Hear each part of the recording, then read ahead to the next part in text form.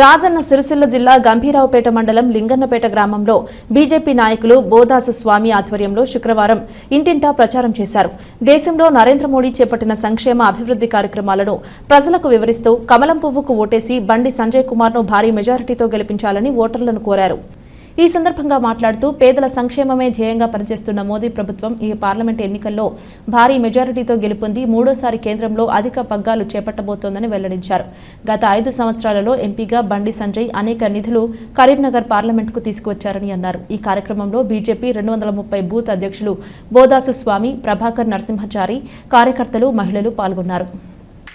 గడప గడప ప్రచారంలో భాగంగా కమలం పువ్వు గుర్తుకు ఓటేయమని చెబుతూ బండి సంజయ్ అన్న గారిని భారీ మెజార్టీతో గెలిపించాలి. ముచ్చటగా మూడోసారి ప్రధాని నరేంద్ర మోడీ ప్రధాని కావాల్సిందిగా అందరికీ ప్రచారం చేస్తున్నాము.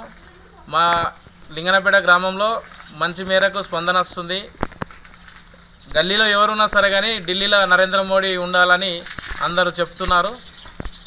సంజయ్ అన్న గారిని భారీ మెజార్టీతో గెలిపించుకోవాలని కోరుకుంటున్నాము. మేము ఏ ఇంటికి వెళ్ళినా కానీ హర్ హర్ మోడీ, ఘర్ ఘర్ మోడీ అనే నినాదంతో వెళ్తున్నాము. సంజయ్ అన్న గారిని భారీ మెజార్టీతో గెలిపించుకోవడమే మా లక్ష్యంగా మేము పనిచేస్తున్నాము.